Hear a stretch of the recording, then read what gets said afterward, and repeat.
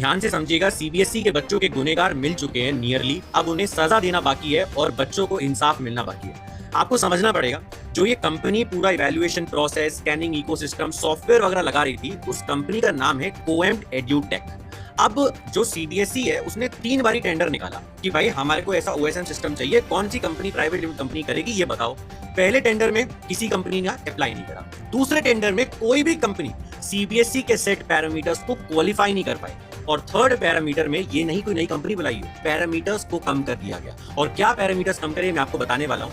अब जब कम हुए तो बताया जा रहा है 2 कंपनी सेलेक्ट हुई थी, कोएम्ड और टीसीएस। कोएम्ड जिस कंपनी से कनेक्टेड है वो पहले उसके एक्विजिशंस लग चुके हैं कुछ एग्जामिनेशन में सेम डिजिटल इवैल्यूएशन प्रोसेस को सही से ना कर पाने के, बट कोएम्ड को सेलेक्ट किया जाता है क्योंकि उसकी बिड कम थी। मतलब 22 लाख, इतने लाख बच्चे पेपर देंगे, बट जो सस्ते में काम करा रहा है उससे कराएंगे अपन। बट फिर क्या सरकार कहती है कि पैसा तो हमारे पास बहुत है।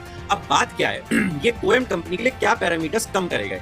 पहला पैरामीटर था कि जो स्कैनिंग इंफ्रास्ट्रक्चर था, ठीक है, जिस लेवल पे 300 लेवल पे करना था उसको 200 कर दिया गया, सबसे बड़ी प्रॉब्लम। दूसरा, स्कैन करने के लिए जो रोबोटिक और ऑटोमेटिक सिस्टम लगाना था जैसे स्पीड से स्कैन हो पाए, उसको भी कम कर दिया गया।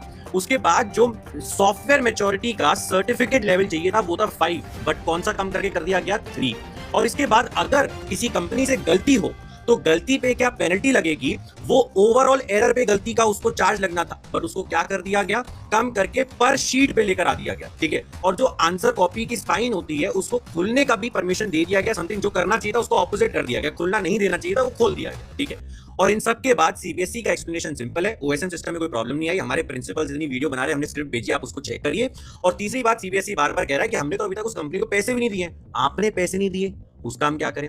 और वर्क ऑर्डर इस कंपनी को दिसंबर में मिला 2025 में। अरे नॉर्मल से काम करने में 6-7 महीने लग जाते हैं, दिसंबर में जिस कंपनी को वर्क ऑर्डर मिला उससे आप एक्सपेक्ट कर रहे हो कि मार्च अप्रैल तक वो सब कुछ रेडी कर दे, वो टेस्ट हो जाए, सब कुछ हो जाए। और जिन टीचर्स को पहले बुलाया गया था टेस्ट करने के लिए इस प्रोसेस को सबसे अर्ली में, उन्होंने तक इसमें प्रॉब्लम बताई थी।